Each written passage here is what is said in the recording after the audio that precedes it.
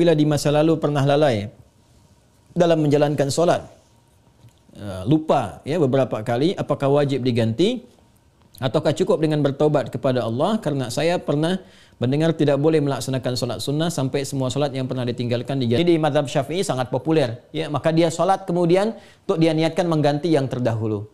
Ada kedua yang berpendapat tak dibatasi dengan solat ini saja, jalurnya yang dapat dipertanggungjawabkan secara syariat. Ya, jadi dipersilahkan Anda nyamannya mau yang mana yang dikerjakan. Kaidah berkata sepanjang umum tidak ada takhsis, maka jangan ditakhsis.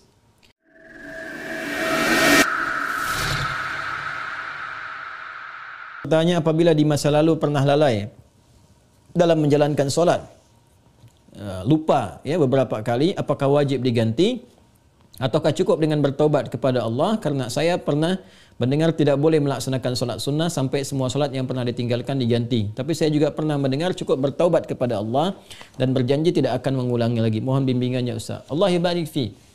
Baik.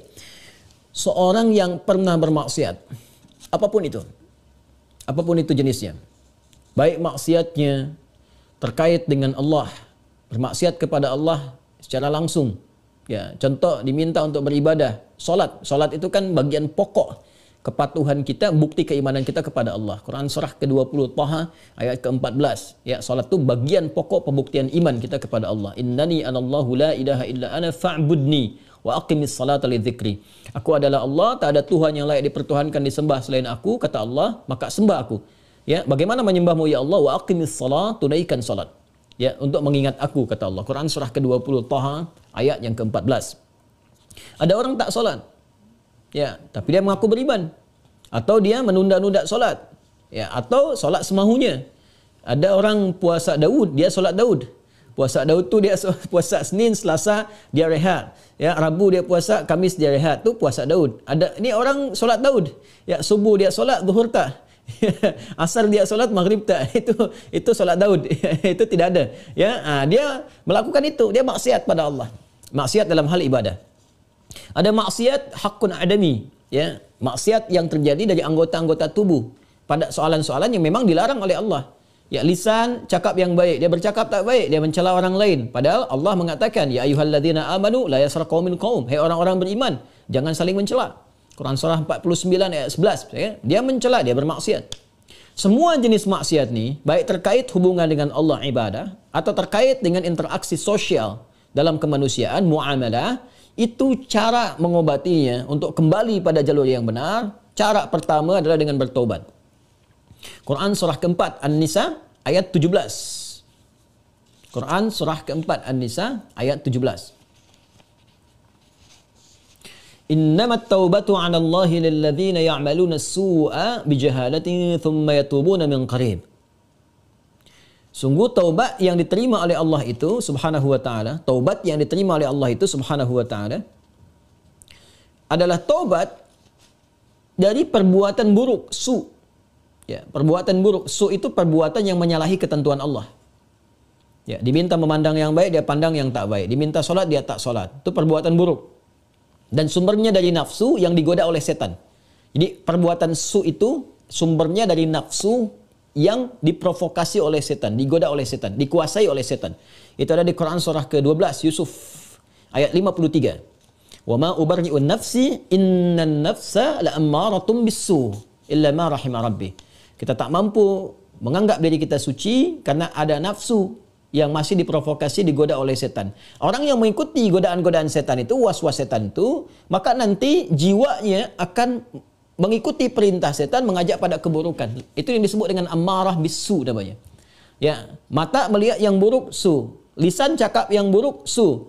Telinga dengar yang buruk, su. Jamak dari su, sayyiat namanya. Bila banyak dikerjakan sayyiat. Allah itu punya sifat Rahman, punya sifat Rahim, yang tidak menginginkan hambanya pulang membawa maksiat. Kamu ini lahir bersih, bersih keadaannya, tampilannya bersih, tak ada dosa, tak ada keburukan, tak ada kotoran. Kenapa pulang kepada Allah jadi kotor? Kerana itu Allah tak berkehendak. Allah tidak berkehendak bila ada hamba satu pun pulang kepada Allah dalam keadaan maksiat. dalam keadaan kotor, maka sepanjang dia hidup diberikan kesempatan untuk taubat. Taubat ini nanti yang berpeluang membersihkan kembali kotoran-kotoran dosa dan menyucikan jiwa-jiwa yang penuh dengan dosa-dosa. Ini taubat namanya. Nah, taubat itu nanti ada 3 turunan hukumnya. Ada 3. 1, mengakui kesalahan. Salah ini. Jadi kalau kita sadar, ya pernah salah, itu sudah sepertiga taubat. Dan itu mahal sekali. Hidayah Allah mahal sekali. Itu yang tak dipunyai oleh syaitan. Syaitan itu tak punya itu. Ya, karena sifat sombong, dia tahu Allah itu penerima taubat, tapi tak mau taubat. Ketika diminta oleh Allah itu untuk taubat, diberikan isyarat tuh, dikonfirmasi, ditanya, "Ma mana'aka alla tasjud?" Ya, "Ma mana'aka alla tasjuda idz amartuk?" Kenapa kau tak mau sujud ketika aku perintahkan? Itu kan isyarat taubat. Ya, Quran surah ke-7 ayat 12. Ya, tapi dia tak mau taubat. Ya, tak mau taubat. Dia menjawab, "Ana khairum minhu, khalaqtani min narin wa khalaqtahu min tin." Aku lebih hebat. Nah, itu bahaya. Kesombongan itu bisa menutup seseorang untuk bertaubat kepada Allah. Itu bahaya sekali. Karena itu Allah mengharamkan kesombongan. Ya, karena sayangnya kepada hamba diharamkan kesombongan supaya masih berpeluang untuk taubat. Itu bezanya syaitan dengan manusia. Ingat ya? Manusia salah karena ada nafsu, tapi manusia taubat. Adam manusia diberi contoh oleh Allah. Ya, supaya bisa diteruskan pada anak cucunya. Diberi contoh, Adam keliru. Lalu kemudian diberikan jalan taubat. Al-Baqarah ayat 37. Fatalaqqa Adamu min rabbih kalimatin fataba alaihi. Adam menerima talaqi ayat-ayat taubat. Ya, dia memohon kepada Allah, Rabbana zalamna anfusana wa illam taghfir lana wa tarhamna lanakunanna minal khasirin. Taubat, dia diterima taubatnya. Syaitan salah, diberi kesempatan taubat, dia tak taubat. Ya, jadi jangan ikuti jejak syaitan. Wala tattabi'u khutuwatis syaitan. Quran surah kedua ayat 168. Jangan ikuti langkah syaitan. Kita beza dengan syaitan. Kita beda dengan syaitan. Manusia salah, manusia taubat. Syaitan salah, syaitan tak kenal taubat. Jadi kalau ada manusia bersalah, pernah berbuat salah, tak mau dia taubat, itu patut diduga. Boleh jadi sedang dikuasai oleh syaitan. Nah, jadi kalau ada pertanyaan, itu pertanyaan fitrah. Ya, saya pernah salah. Itu selalu ada fitrah itu. Ya, 2 anak Adam yang pernah salah satunya bermaksiat itu dan berkehendak untuk membunuh membunuh anak Adam salah satunya. Ada kisah 2 anak Adam itu di surah Al-Maidah ya ayat 27 itu ya sampai dengan 30 ya. Watlu alaihim bil haqqi watlu alaihim naba ibna adam bil haqqi id qaraba qurbanan fataqabbala min ahadihima wa lam yutaqabbal min al-akhar. Muhammad SAW kisahkan, bacakan kepada umatmu ya tentang kisah 2 anak Adam yang diperintahkan untuk berkorban. Yang satu berkorban baik, yang satu tidak. Ya, maka yang satu diterima, yang satu tidak. Maka yang kecewa ini dia merasa cemburu, ingin membunuh. Nah, ketika akan membunuh ini fatawat nafsu lahu nafsuhu, fatawat tawa itu artinya naik turun. Ya, jadi enggak ya, lakukan tidak ya. Nah, itu di fitrah kita itu selalu ada bagian fitrah yang mencegah berbuat maksiat. Ada yang sifatnya mencegah dari awal, ada yang sifatnya menyesali. Ya, menyesali itu sambil mencela. Kenapa tadi saya harus marah nih sama anak nih? Kenapa tadi saya harus mencela dia? Kenapa tadi harus saya cemberut? Kenapa tadi saya harus berkata yang kasar? Padahal saya bisa berkata yang lembut. Nah, itu ada penyesalan yang kedua sambil mencela diri. Nah, bagian yang kedua ini setelah tak mampu mencegah, dia menyesali, disebut lawam namanya. Sifatnya lawamah. Ya, makanya ada yang dikenal dengan nafsul lawamah. Diri, jiwa yang mencela. Kenapa melakukan itu? Nanti puncaknya terjadi di akhirat. Saat kembali, saat hari kiamat. Ya, banyak orang menyesal. Kenapa dulu tak begini? Kenapa dulu harus begitu? Nah, itu ada di surah Al-Qiyamah, surah ke-75, ayat yang kedua. La uqsimu biyaumil qiyamah, wa la uqsimu bin nafsil lawwamah. Ya, aku bersumpah, kata Allah, ya, ada di jiwa-jiwa itu sebetulnya yang menyesali perbuatan buruk itu kenapa terjadi. Nah, taubat itu, karena harus membuktikan kesungguhan untuk berubah, itu harus menyentuh kepada jiwa yang terdalam tadi. Karena itu harus ada unsur pengakuan, yang kedua unsur penyesalan. Unsur pengakuan itu secara fitrah akan muncul dengan sendirinya. Karena itu kalau keluar dia di pernyataan, itu Masya Allah, itu sudah hidayah Allah yang sudah masuk ke dalam jiwa. Jangan tinggalkan. Cepat ambil. Ya, siapapun pelaku maksiat akan ada bersitan, sekelebat dalam jiwanya itu berpikir, apa aku harus selalu begini gitu? Ya, mungkinkah aku berubah? Nah, kalau ada hal semacam itu sudah hidayah. Ya, kalau ada orang banyak berbuat maksiat pun kita sekelilingnya itu kita mendoakan, malam-malam kita sujud minta pada Allah supaya diberikan hidayah. Jangan-jangan dia itu ditempatkan jadi tetangga kerabat kita, berkehidupan dengan kita, supaya memang kita bisa mendoakan dia. Ya, bukan mengutukinya, mencelaknya, tidak. Mungkin supaya dengan adanya kita ini dia bisa melihat, jadi wasilah hidayah dari Allah Subhanahu wa taala. Jadi pertanyaan semacam ini itu sudah sepertiga bagian dari karunia Allah. Selanjutnya apa? Sesali. Sesali itu. Jadi mengakui. Nah, ini sudah disampaikan. Kedua, menyesali. Menyesali itu sudah bagian perwujudan, ya, supaya kita bisa mengendalikan nafsul lawamah tadi, supaya tidak dibawa ke akhirat.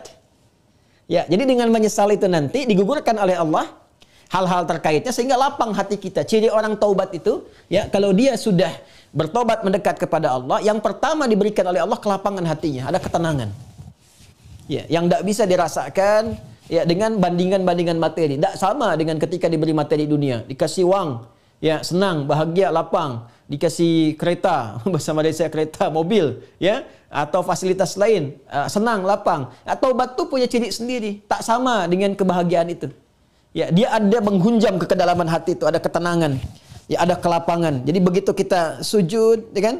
Kemudian kita minta ampun, mengakui, menyesali, air mata keluar, getaran itu yang menggerakkan jiwa, nah itu sudah menyentuh kepada hati.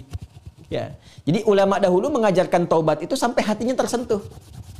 Ya, bukan taubat yang di lisan saja, saya taubat ya Allah, taubat ya Allah. Ya, taubat itu mesti mampu melapangkan hati, jiwanya mesti tersentuh. Keadaan hati yang lapang, yang tersentuh, sehingga menjadikan cawan hatinya terbuka, siap menerima perubahan, itu disebut nasuha namanya. Nasuha. Ya, karena itu pernah dengar nasihat. Saya mau minta nasihat dari Ustadz. Nasihat. Nasihat itu dari kata nasoha. Sesuatu yang melapangkan. Karena kalau kita dengar nasihat, hati kita lebih lapang. Anda punya masalah, konsultasi, diberikan jawaban, hati lapang. Itu nasihat namanya. Ya, seakar dengan kata nasoha. Nasoha yansohu. Sifat keadaannya disebut nasuha. Karena itu kita mendengar ada ungkapan, istilah, bahkan diambil dari ayat-ayat yang sampai kepada kita, taubat nasuha. Ya kan? Taubat apa? Nasuha. Taubat yang mampu melapangkan hati. Caranya bagaimana? Mengakui, menyesali. Penyesalan itu harus langsung bisa menyentuh kepada jiwa. Ya, karena itu ada ulama mengajarkan istighfar sekian kali supaya jiwanya tersentuh, bangun di malam hari, ya kan? Yang ketiga, di bagian terakhir, membuktikan perubahan dari hasil taubat itu. Membuktikan perubahan dari hasil taubat itu dengan beramal soleh. Dengan beramal soleh. Jadi kalau saya bisa ilustrasikan seperti ini. Bismillah. Ini salah. Perbuatannya disebut dengan su. Ya, dengan segala turunannya. Mata salah, telinga salah, lisan salah sampai ke kaki, itu perbuatan su. Jamaknya sayyiat. Ya, tadi Quran surah ke-4 An-Nisa ayat 17 yang menggunakan su, 18-nya sayyiat. Ayat 17, innamat taubatu 'ala Allahi lil ladzina ya'maluna su'a bijahalatin. Ayat 18-nya, wa laysatit taubatu lil ladzina ya'maluna sayyiat. Ya, dan seterusnya ayat. Ini yang jelek, saya silang. Lawan dari ini namanya salih.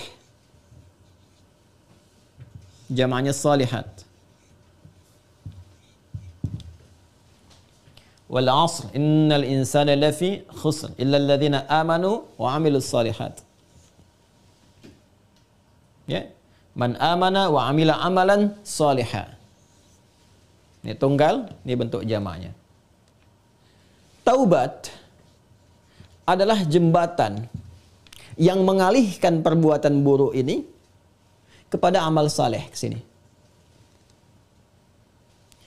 Tadi diawali dengan mengakui, ya Allah salah nih. Nah, biasanya Allah bantu dengan hidayah, ada pengakuan itu. Ya, ada pengakuan dalam diri kita, mengakui kita berdosa, mengakui kita keliru, kan? Diberi jalan oleh Allah, diberikan sentuhan. Nah, ini anugerah yang pertama nih. Karena itu kalau ada diberikan ini, tadi saya katakan itu sepertiga dari anugerah. Sambut dengan penyesalan, menyesali.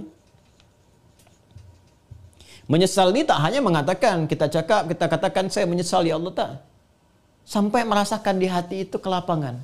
Itu disebut nasuha. Taubat nasuha, taubat yang melapangkan kepada jiwa, kepada hati. Ya, sampai merasa tenang, enak, kan? Mampu membezakan antara ini keliru, ini benar, kan? Kita menyesal, air mata keluar. Makanya Nabi pernah menyampaikan dalam kondisi seseorang itu, Masya Allah, kan?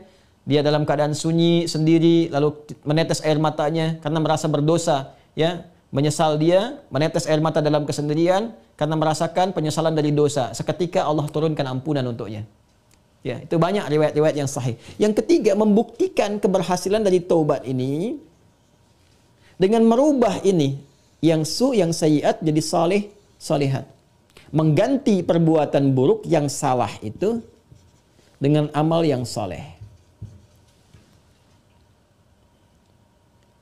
Apa kaitan dengan pertanyaan tadi dari saudari kita yang dari Australia tadi? Ya, kaitannya adalah ini bentuknya seperti apa? Apakah harus sama dengan jenis kesalahan yang dilakukan atau berbeda? Yang penting amal soleh saja. Karena ayat-ayat Quran yang mengiringi ini sifatnya memberikan kata umum. Ya, faman taba wa aslaha. Siapa yang tobat wa aslaha. Kemudian dia memperbaiki diri. Aslaha itu kan berubah menjadi soleh. Aslaha yuslihu. Aslaha. Itu banyak ayat di Al-Quran tuh. Mentaba wa aslaha. Taba wa aslaha. Dia tobat lalu dia buktikan ingin berubah jadi soleh. Memperbaiki diri. Ya, karena katanya masih umum sifatnya, karena itu terbuka untuk bisa mengerjakan berbagai hal. Yang penting ada pembuktian. Jadi yang dituntut dari taubat itu sifatnya pembuktian saya berubah. Ya, pembuktian saya berubah. Itu intinya. Ya, jadi ketika sampai di level kedua ini pun ampunan turun. Tapi untuk membuktikan bahwa kita sudah meraih ampunan itu, kita buktikan dengan merubah diri. Berubah dari sini, bertransformasi, berpindah ke sini. Bagaimana caranya? Buktikan. Disinilah kemudian para ulama membimbing kita. Ya, ada pendapat misalnya yang mengatakan kalau jenis yang ditinggalkan perbuatan sayyiatnya atau maksiatnya ya terkait dengan ibadah kepada Allah, pernah meninggalkan salat, kan? Maka bagaimana cara memperbaikinya? Ganti, perbaiki salat ini. Ya.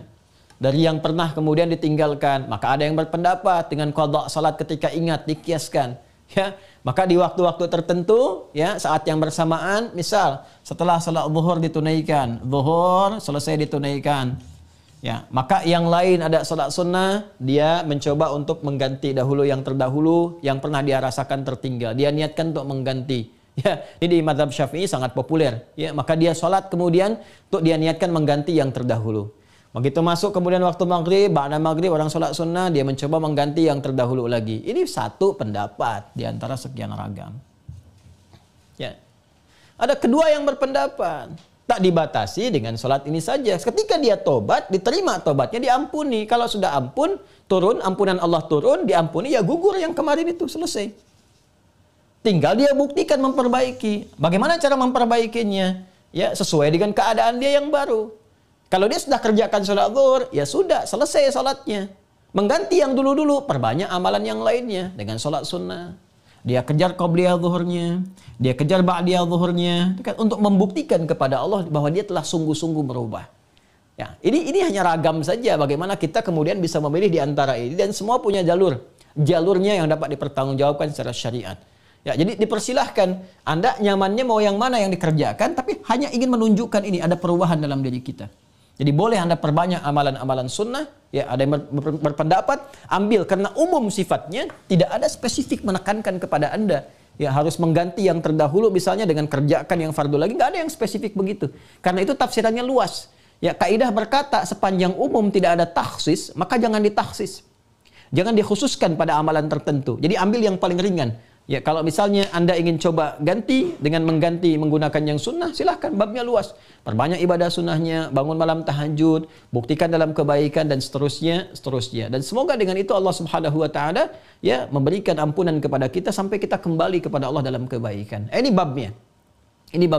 Jadi prinsipnya sebetulnya bukan persoalan apakah ganti menggunakan fardunya lagi atau cukupkan dengan yang sunnah saja. Bukan itu persoalannya. Persoalannya sejatinya adalah bagaimana kita membuktikan kepada Allah kita berubah. Dan babnya luas. Ya. Jadi kalau Anda kemudian ingin memperbanyak yang sunnah, silahkan. Perbanyak sunnahnya, tunjukkan merubah. Sedangkan yang kemarin sudah kita mohonkan kepada Allah, minta diampuni, terampuni. Ya Allah berikan kepada kita diampuni dan seterusnya. Ya, jadi kalau Anda ingin pilih kemudian untuk mengulang kembali, dikiaskan solat di saat ingatnya. Ya, orang lupa saat ingatnya, pada waktu ingatnya dia itu solat. Ya, orang tertidur bangun saat bangunnya dia itu solat. Misalnya ada orang tidur dari subuh, kemudian dari sebelum subuh dia tidur, bangun-bangun dia jam 10 misalnya kan. Ya, baru ingat dia belum sholat subuh. Maka saat ingatnya itu, dia kemudian menunaikan sholatnya. Nah, ini dikiaskan kepada keadaan seperti itu, ya, kemudian dia tunaikan. Adapun orang-orang yang kemudian dia ingin memilih, saya ingin perbanyak yang sunnahnya saja, tak ada masalah. Ya, tak ada masalah. Ya, jadi silahkan perbanyak sholat sunnahnya, dan tidak ada satupun dalil yang spesifik mengatakan dilarang menunaikan sholat sunnah sebelum yang fardunya tercukupi dahulu. Kita pun tak tahu berapa fardu yang sudah tertinggal. Bagaimana mencukupinya? Ya, jadi nggak ada dalil spesifik seperti itu. Yang ada adalah terbuka luas untuk kita beramal, membuktikan kesungguhan kita telah berubah. Wallahu ta'ala a'lam bis-shawab, dan semoga Allah menerima taubat yang kita mohonkan kepada Allah, dan tidak ada semua kita yang bebas dari kesalahan. Saya, Anda, kita pun pasti pernah berbuat salah. Dan Allah sangat mencintai pelaku maksiat yang bertaubat dibandingkan dengan seorang yang saleh yang tidak pernah merasa salah dalam kehidupannya. Wallahu ta'ala a'lam bis